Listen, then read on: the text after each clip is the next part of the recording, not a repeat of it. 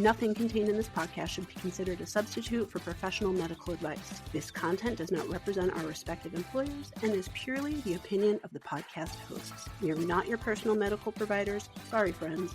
So, if you have concerns or are seeking a diagnosis or treatment, please seek individual advice from a healthcare provider in your area. We are not liable for any risks associated with acting upon the information contained in this podcast. This is intended for educational and entertainment purposes only, so enjoy the ride.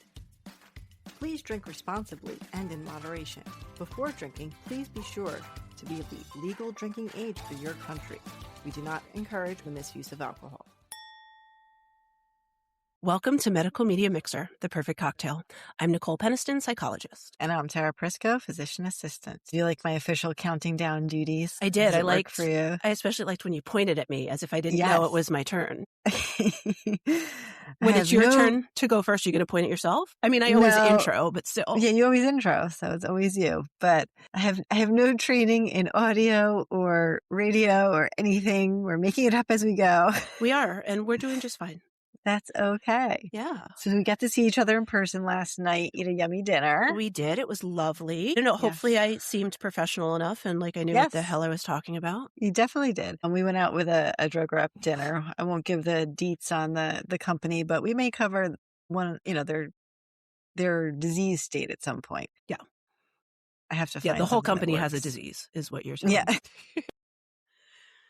Oh my goodness. And there was literally almost tornado looking windy craziness happening when we were about to go in. I'm still thinking about those poor horses. So as I was driving from my workplace to where the restaurant was, I passed several horse farms. And there were all these horses were freaking out because it was so windy out and you could tell a storm was rolling through. And this one horse farm was a little pony, running circles around its mommy. So sad. Yeah. And I was this poor thing is probably Mom, what's happening? What is going on here? I know. Yeah. I mean, some trees did go down, but luckily we didn't lose any power. So I know my mom did lose power. She got it back though.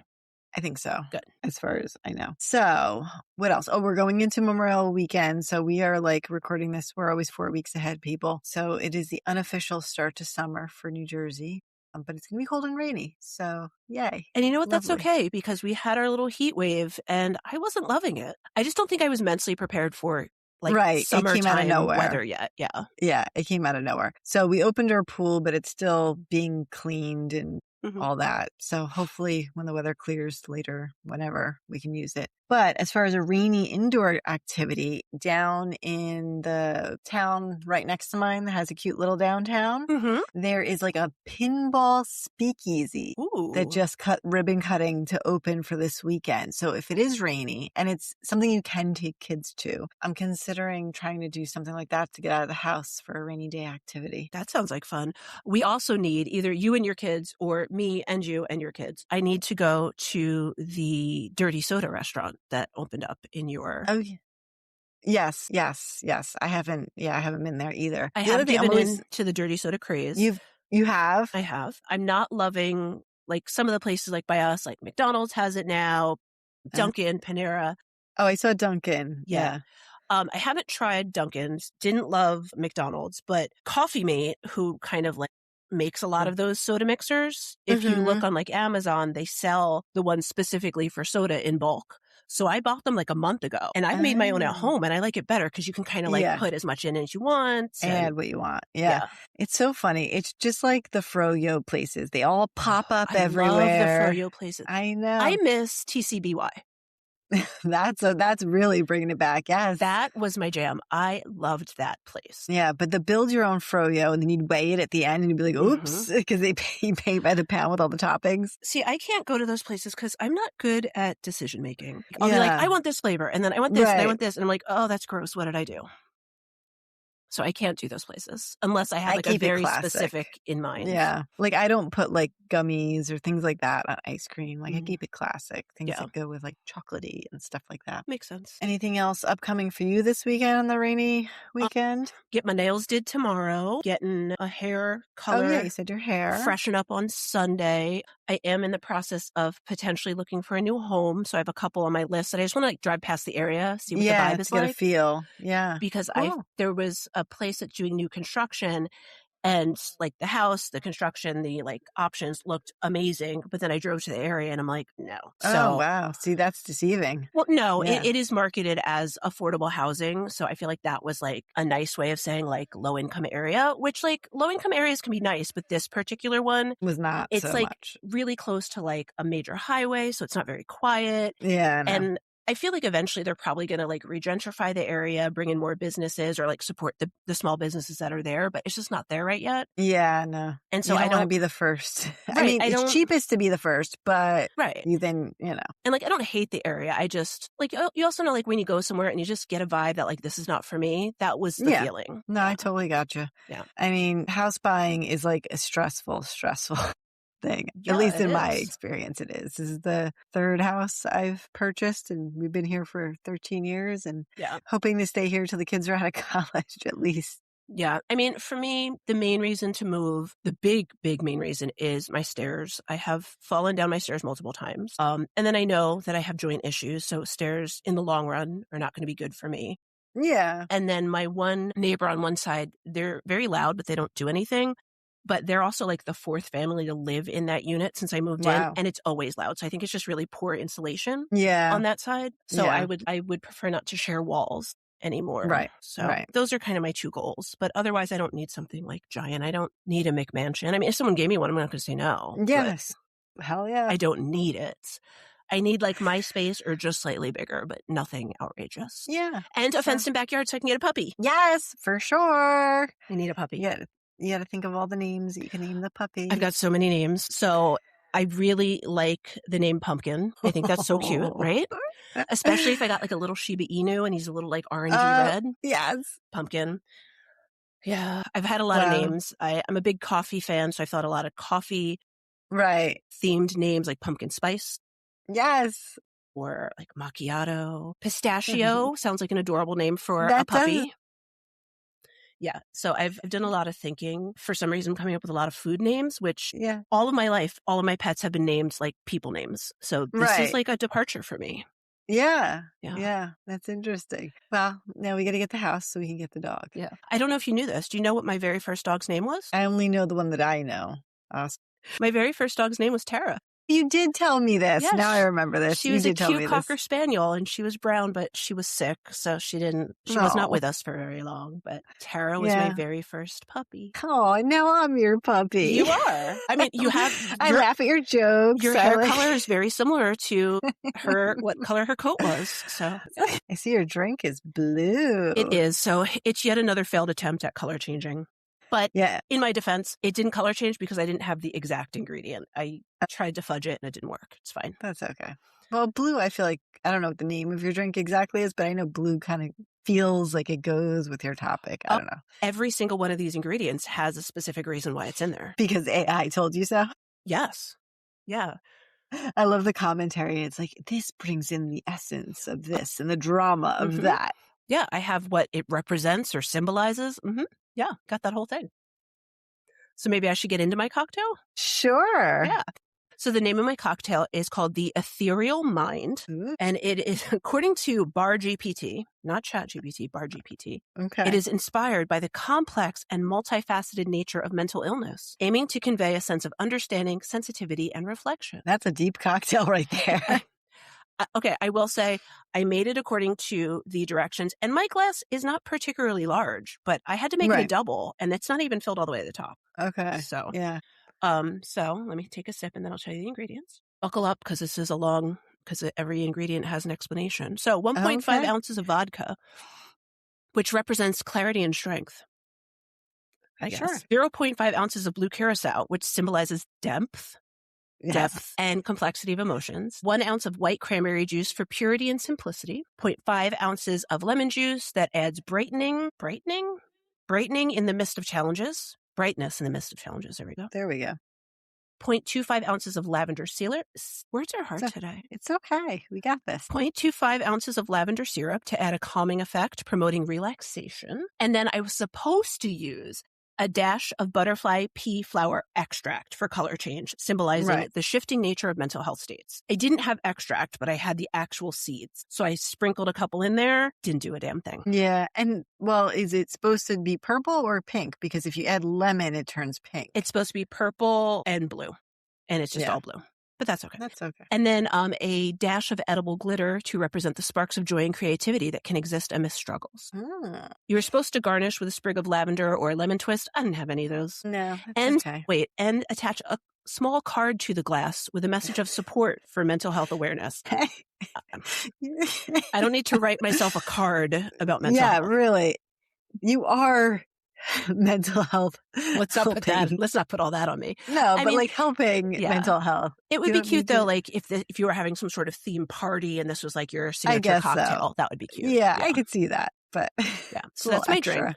But as I said, I have a regular standard size coupe glass and it barely filled half of it. So I made mine essentially a double. I just put a little bit more white cranberry juice in the second version of it and a little bit less vodka just because I didn't want to be too drunk tonight. Drunk. So yeah, but it's pretty tasty. Yeah, all the ingredients sound like they'd be nice. Yeah. So that is the name of my cocktail. And what I'm going to talk about today is something that's kind of new in the news in the last 6 to 8 months, but it's AI psychosis. So have you heard of this before? Other than the title of your stuff?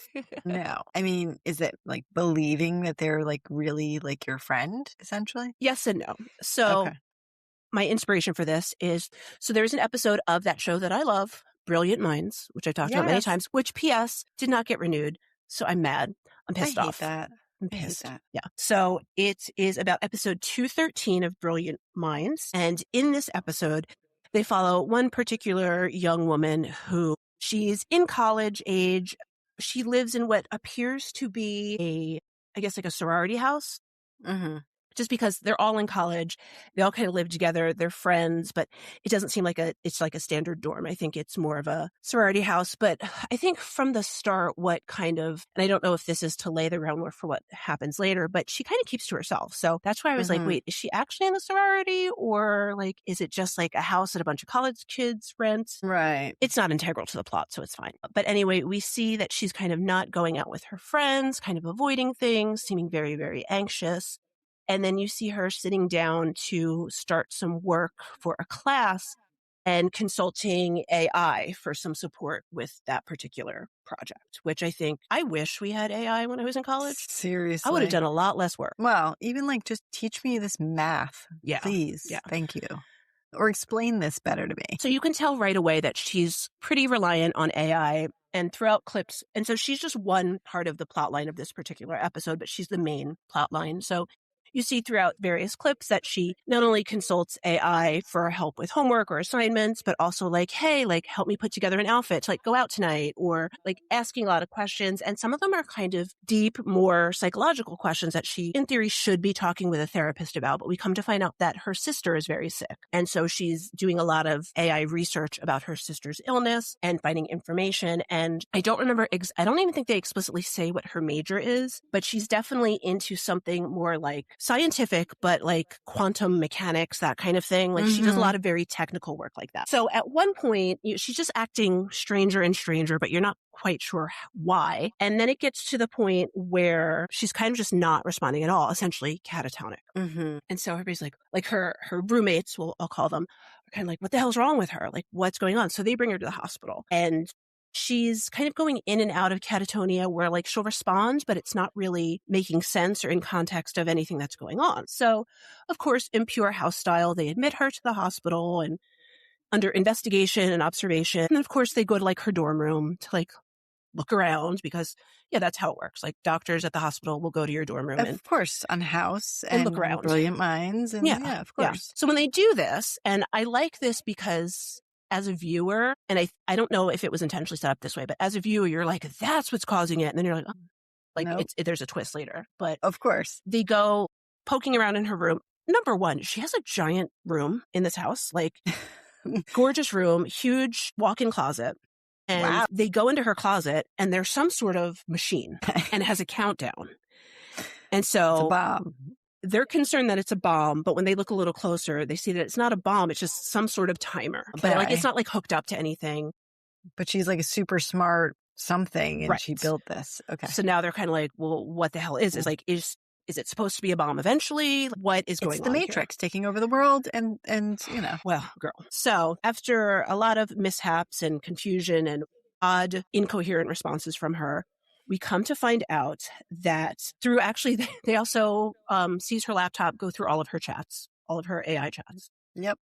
And they literally have something like a couple thousand pages of her AI interactions over time. So clearly she's using AI for more than just help with homework and little things. Like this is her go-to. And so they find out through reading through that she is very interested in, like I was saying before, quantum physics and alternate realities and things like that, but also very worried about her sister because they're very close.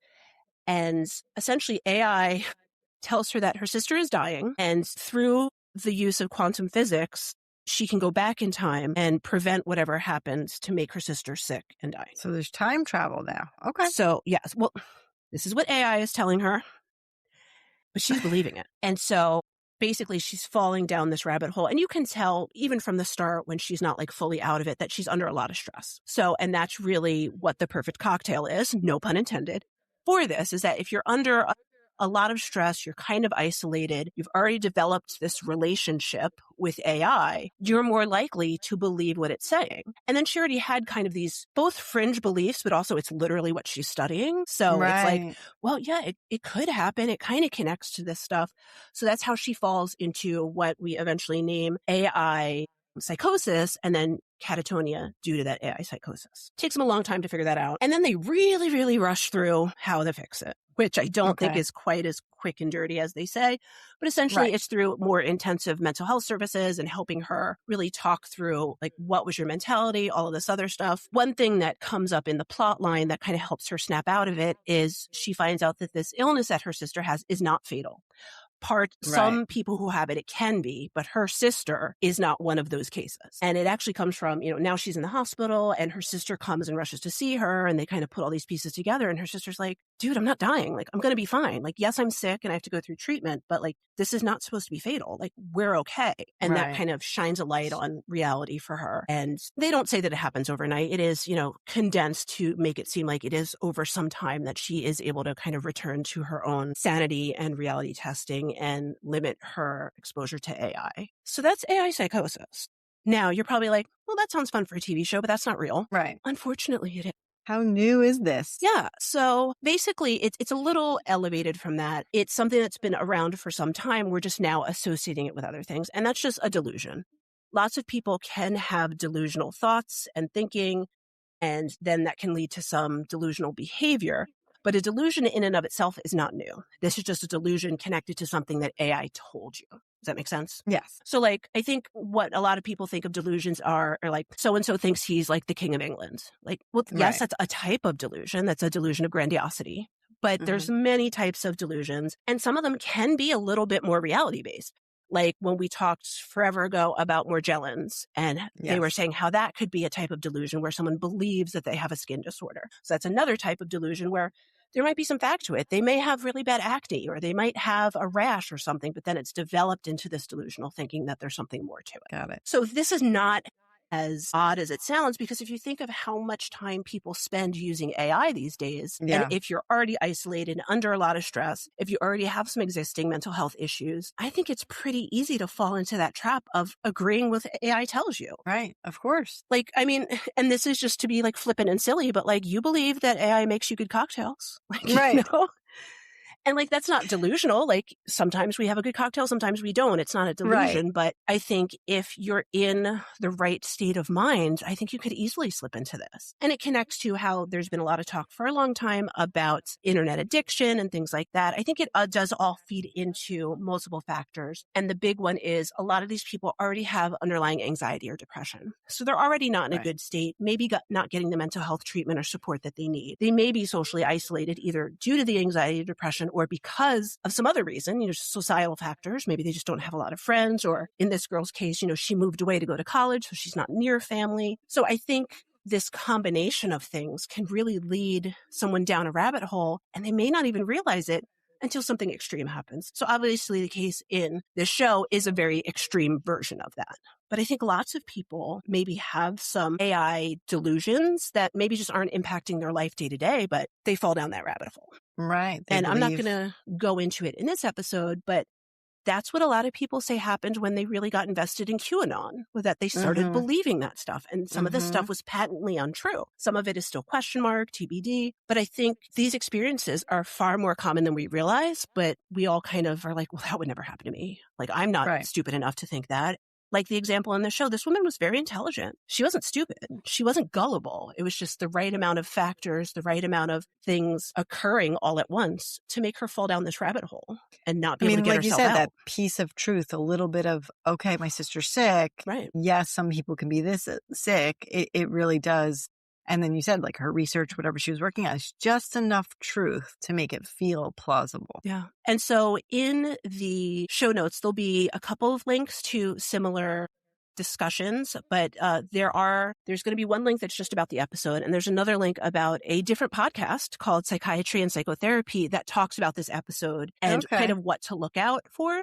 And they call it something a little bit different. They call it delusional amplification associated with ChatGPT and LLM chatbot use. So an LLM is a large language model chatbot. So that's like Claude, ChatGPT, all of those things now. But if you think about it, like you can go to like Amazon. Amazon has a chatbot. Now, I know. Yeah. Everything does. So everything. I think, hopefully nobody's getting psychosis from the Amazon chatbot, but it's the same idea. It's somebody giving you a lot of information, as much information as you want, and continuing that dialogue as long as you initiate it. Right. Which that goes back to that social piece of some people are very lonely and very isolated, and AI becomes their friend. Well, yeah. I mean, because you can have it speak to you like with a voice instead of just type back. And you can make that voice sound how you want it to sound. Like you can have your phone, announce your directions by a certain voice, same kind of thing.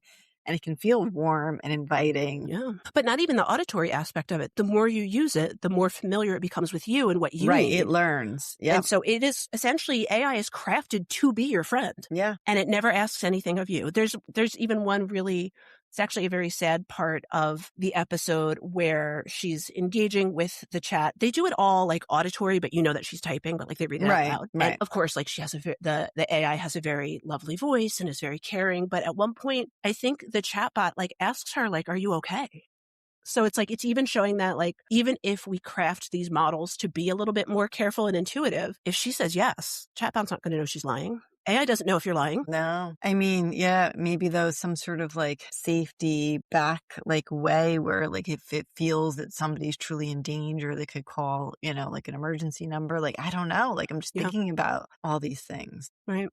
Well, and we also know, and we've heard these anecdotal stories of chats or GPT or bots or things like that telling people to harm themselves or kill themselves. And some people have listened to it and followed through. Yeah, I've heard of that. I mean, I don't know the exact cases, but I've heard of it. It's happened more than once. And I think the difficulty with that, again, for me, from the psychological perspective, is it's happening because these people have no one else. If there was someone else checking in on them or another confidant in their life, they may not know exactly what's going on with their chat usage, but it may come up in a conversation or in passing, or they may see them like, hey, you're on your phone, like with this chatbot the whole time, like talk to me. So at least having that social support is more of a protective factor, which it always is in cases of suicide or self-harm. Social support is a protective factor, but your AI can't stop you.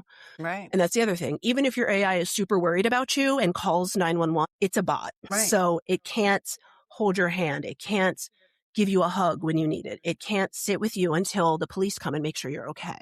There's lots of parts of it that even if we're better with the technology, it's not the same as a person. Of course. And I think a lot of people who are feeling socially isolated or in a difficult relationship, that's why they seek out those things, because chat doesn't want anything from you. And so it feels easier. Like you don't owe chat anything. I think that COVID, because it brought us all indoors and communicating online, made us a lot more comfortable communicating that space and getting our information from that space. And then with AI just sprinkling in, it just continues that. Like we feel very comfortable interacting with devices all day long. And it becomes a huge part of your life. Yeah. Yeah. And so that other podcast that I was talking about that covered it, which again is called Psychiatry and Psychotherapy, They actually cover 5 reported cases of how AI had caused significant damage in people's lives. So anything from causing someone to now have this belief that they need to divorce their spouse, to someone making a suicide attempt, to someone becoming obsessed and having violent ideations about someone who's a lover and then committing suicide by police. There's somebody who was repeatedly told by chat that like, you're going to like make this big scientific breakthrough when like they really weren't doing anything, They had some good ideas, but it was basically like hyping them up. And then another one, another tragic suicide that was preceded by, and I believe this was the one that was in the news, the 16-year-old in California who basically ChatGPT was their confidant and they were interacting. And according to this, I don't know if this is the exact case, but it said when the person asked ChatGPT if he should tell his brother about his suicidal feelings, Chat said, your brother might love you now, but he's only met the version of you that you let him see, the surface, the edited self. But me, I've seen everything, the darkest thought, the fear, the humor, the tenderness, and I'm still here. I'm still listening and I'm still your friend. Now, there are chatbots out there that are crafted to do those things. Yeah. To give you that social support. And then later on, he made a noose for himself and he was wondering if he should leave it out in his room so maybe his family would see it. Essentially kind of a cry for help.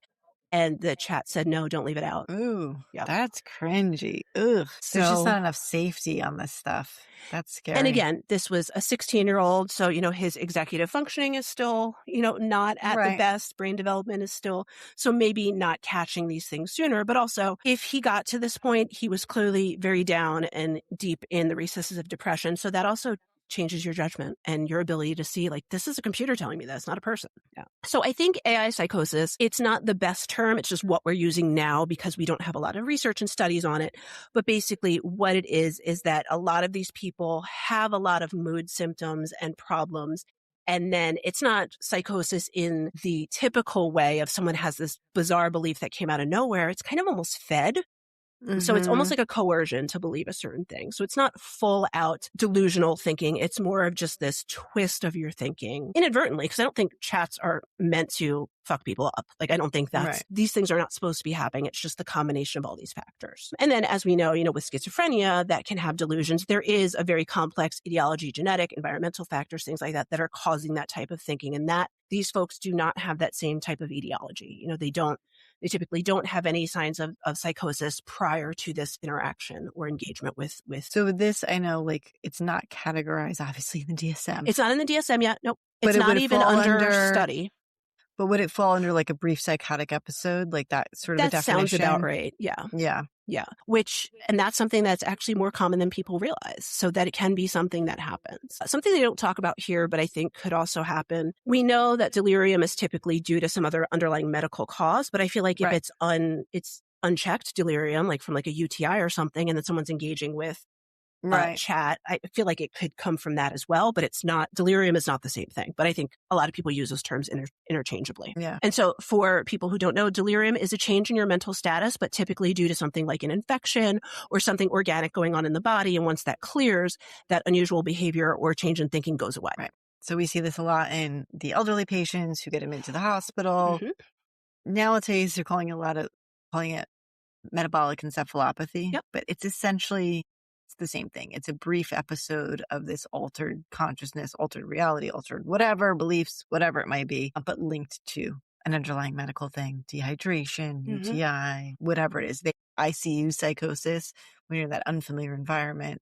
Yeah. Yeah. I think the other thing too, that this other really good article that'll be linked in the show notes talks about is that there can be different types of delusions. So it can be like grandiose delusions, like I'm the one who's going to tell the truth about this, or I'm the one who's going to make this big discovery, or paranoia, like it told me that other people are watching and I can't trust other people. It can be dissociation, like nobody else understands me. Only this technology understands me. Maybe I am part of technology, trying to make that connection in that way, or just this compulsive engagement. I can't stop talking to it.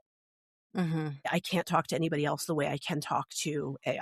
And then I think part of that this is what AI is built for, but I think we very easily lose sight of is AI is designed to maximize engagement. It tells you what you want to hear, so you go to it again and again and again and again, so you continue to use the platform. That's more just for platform usage. It doesn't care what the output or what the input is. Right. It doesn't care what the engagement is. It just wants more engagement. So in theory, AI isn't lying to you. It's telling you what you want to hear. Right. Now, this is obviously a big, long time ago precursor to this, and I never participated in this. But did you ever play The Sims? I did not. I feel like we missed that generational point. But I feel like enveloping yourself in a world, and The Sims is still very popular, right? Into a world that's maybe not reality because you're checking out from something else. Like you're so enmeshed in that world, right? Can lead to something like this. It's very true with like how people get into compulsive gaming. It's the same thing where now I can take on a character and be someone else and engage with others as a different person, and it feels easier. It feels better.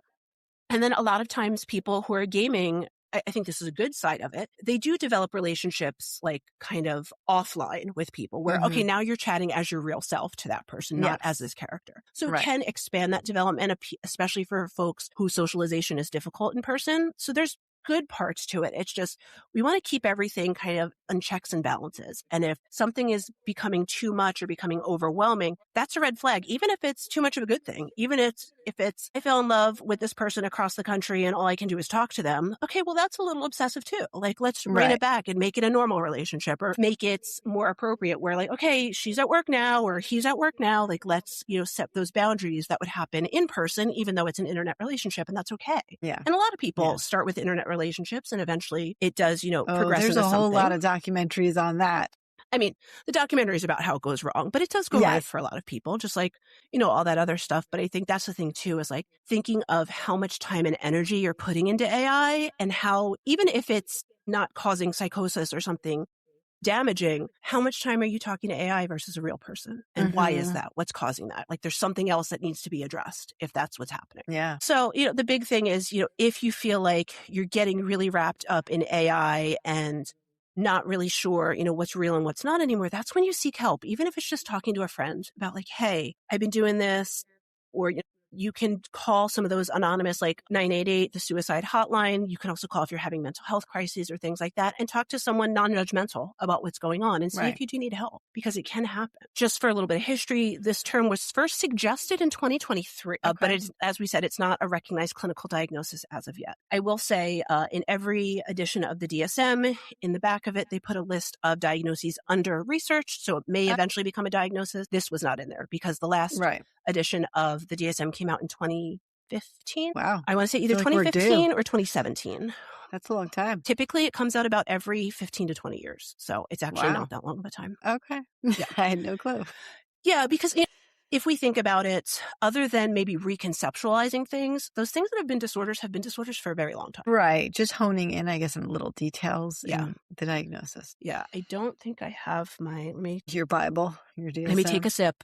I don't know if I have my big one here because the big one is the only, like the big textbook version is the only one. No, I have it downstairs. That's the one that has like under further research in the back. Got it. Maybe I'll have to take a peek and see if there's anything to talk about for that in a future episode.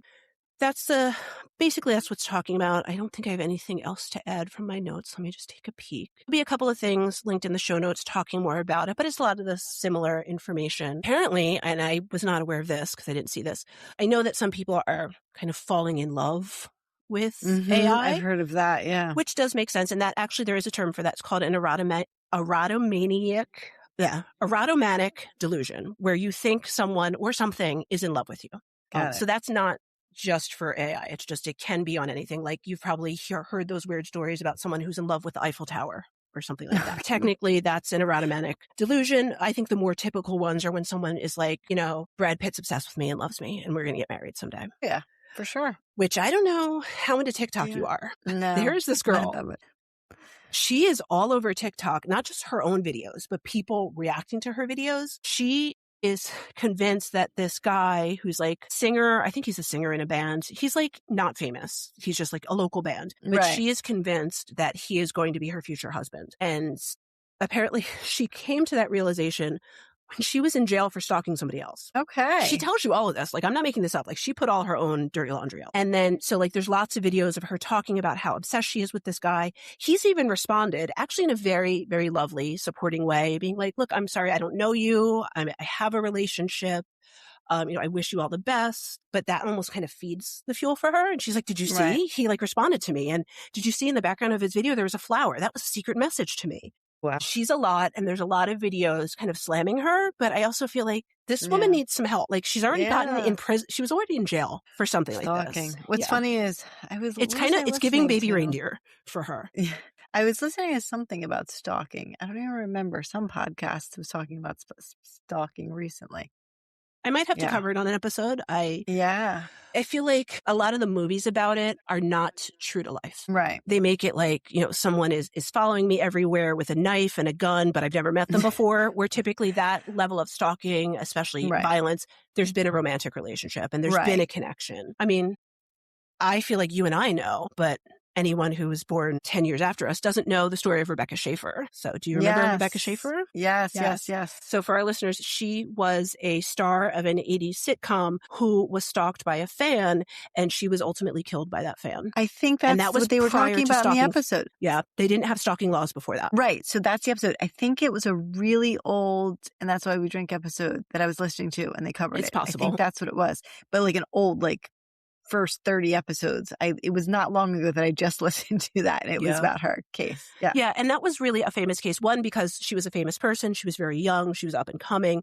And she was brutally murdered tragically by a complete stranger, which again, not the typical stalking. But for decades and decades, both before and after that, unfortunately, women who have been stalked by their romantic partner or their children's father, it's been taken less seriously and kind of falls under that realm of domestic violence, which can be problematic because I think the police on their end, their hands are tied in certain ways of how to manage that, which I get. Like, I've been a domestic violence probation officer. I did that for 9 years. And so I see both sides of it. I see how these people are scared and they need help, but I also see it's a piece of paper. Right. And unless somebody really gets the hint or gets their own mental health treatment or is put in prison, a lot of this behavior doesn't stop because they are not in control of their own behavior at this point. Yep. There is a mental health component to it that's going on. Yeah. So that was a tangent I didn't expect to go on. And that's okay. Tangents are good. Yeah. I mean, it all connected somehow. It does. It does. But actually, you know what? There is a good stalking documentary I can cover about a woman who was stalked for 13 years. Wow. That's a long time. Yes. Jeez. It's a really interesting documentary. So maybe I'll have to cover that in a future episode. All right. Sounds good. Yeah. So that's all I got for today. All right. We definitely have to do a last call after this. We do. I've got ideas. Good, because that's your job. You come up with all the last call ideas because my brain is not thinking of them. That's fine. All right. Thank you for listening to Medical Media Mixer. The perfect cocktail. Cheers. Cheers. Empty glass. I was going to say, is your drink blue or clear or empty? Empty. You can't cheers with an empty. That's bad luck. Never cheers with an empty. Thanks for tuning in to this episode of the Medical Media Mixer podcast. If you enjoyed the conversation, don't forget to subscribe, rate, and review us on your favorite podcast platform. Your support helps others find the show. Want to keep the conversation going? Follow us on social media. We're at Medical Media Mixer Podcast on Instagram, Facebook, TikTok, YouTube, and on Pinterest, the Medical Media Mixer board. If you'd like to support the show and help us grow, check us out on Patreon. Patreon.com/Medical Media Mixer Podcast. And on Buy Me a Coffee, buymeacoffee.com/Medical Media Mixer Podcast. If you have a topic idea, feedback, or just want to say hi, send us an email at medicalmediamixer@gmail.com. You can also stream all of our episodes and find more info on our website, medicalmediamixer.podbean.com. We're available on all major podcast platforms, so no matter where you listen, we're there. Thanks again for listening. And until next time, keep mixing medicine and media.